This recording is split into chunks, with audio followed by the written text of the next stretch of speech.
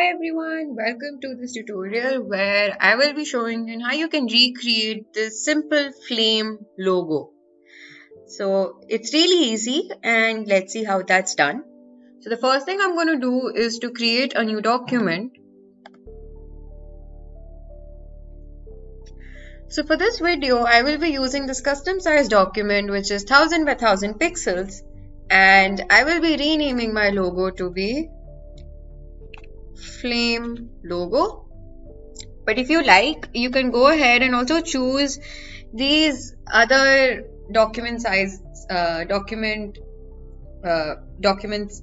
You can go ahead and choose these preloaded documents which are provided by Adobe Illustrator, or in case if you want to use the same document size that I am using, just type in 1000 by 1000 in the width and the height options and change the dimensions to pixels. Okay, so I'll only be using two tools in this video, namely the ellipse tool and the pen tool. So the first thing I'm going to do is that before I make my circle, I'll be changing the color first. So over here in this drop down menu, I'll be using this yellowish orange color, and I do not require the stroke for now, so I'll go ahead and remove that. So here in this tools right here in this panel over here, I'll be choosing this ellipse tool. I'll just go ahead and click on Shift plus Alt to make a big circle like this. So once that's done, then I'll be using the pen tool and changing the fill to white for now. Wait. Yeah. So just make sure that your circle isn't selected, or otherwise it's going to turn white just like mine did. So you select the pen tool and make sure that the fill of the pen tool is going to be white. So what I'm going to do is that I'm just going to create one custom shape like this, and like that, and just close the shape like this. So once that's done, I'll select both of them, come over here to this Pathfinder panel, which is right behind the layers panel right here. This is the layers panel and the Pathfinder is right here. And in the shape mode, I will be choosing this option which says minus front. I'll go ahead and select that, and you can see that this type of a shape is now made.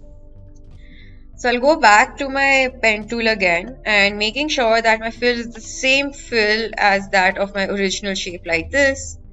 I'll go ahead and also make the upper flame as well. So it doesn't have to be perfect. You've seen how fire flames are. They are in random shapes, right? So once that's done, I'll go ahead and click on escape to get rid of the pen tool. And this, I'll select all our shapes like this. And in the Pathfinder panel here, I'll be selecting this first shape mode, which is the unite, to combine the shape into one single shape like this. So I'll select this again, and I'll be using this right in the shaper tool panel. I'll be using the smooth tool. So I just want to smooth out the edges a little, so that it becomes into a nice shape like that. Okay, so it looks pretty good, right? So to give it a more 3D effect, I'll be using the pen tool again, and this time I'll be changing the fill for now, and I'll be choosing a darker shade of an orange like this, and I'll just go ahead and make a shape like this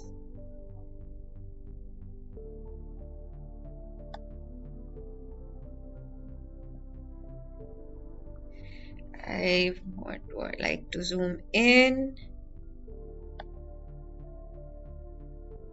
Like this, and just close the shape like this. So I know it hasn't really come out to be perfect, but I'll just select this and just bring it down a little.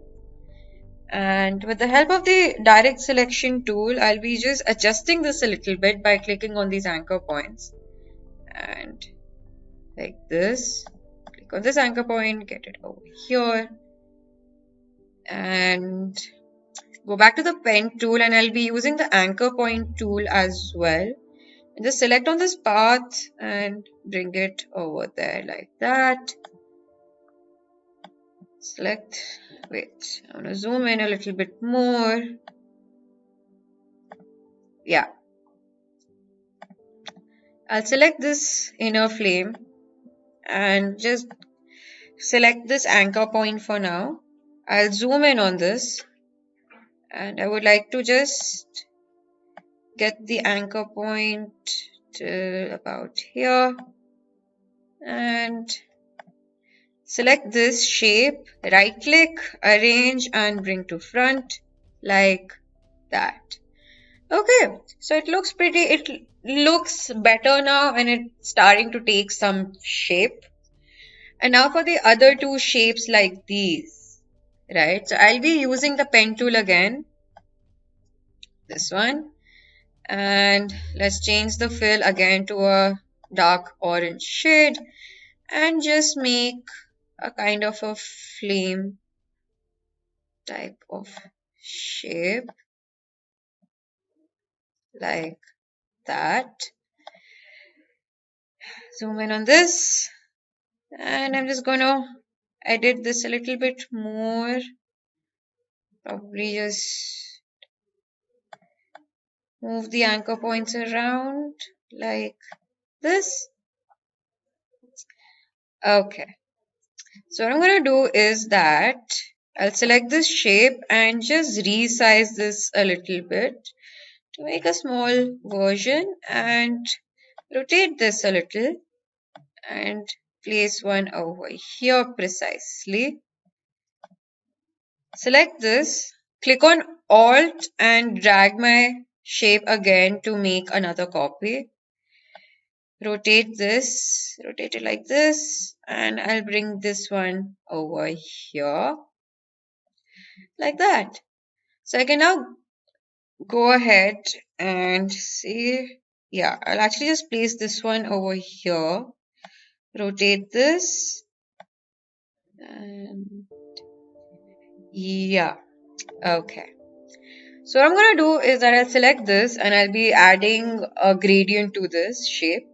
So in order to do that, I'll be clicking on this gradient tool, click on the linear one, and I'll be changing the colors here. So it's white to black, but let's change that color. So I'll double click on this white one and choose a light orange, and on the black one I'll be choosing a darker shade of orange like that. We have to just change the light orange to a light shade of yellow like this, and change the angle like that. Okay, probably select this one as well, and I'll click on I on my keyboard, which is a shortcut key of the eyedropper tool, and select the gradient as well, and there you go. Our flame logo is now ready. So now we can go ahead and save this document. In order to do that, we'll be going to File, going to Save As. So by default, my file name is going to be the same name as my document name, which is the flame logo. I let the name be as it is, and I let the save as type be Adobe Illustrator, because just in case if I want to make any further changes, I can easily access my AI file, click on save, and okay. And now a document has been successfully saved as an AI file. So I hope you found this video to be useful, and Thank you for watching and stay tuned for more.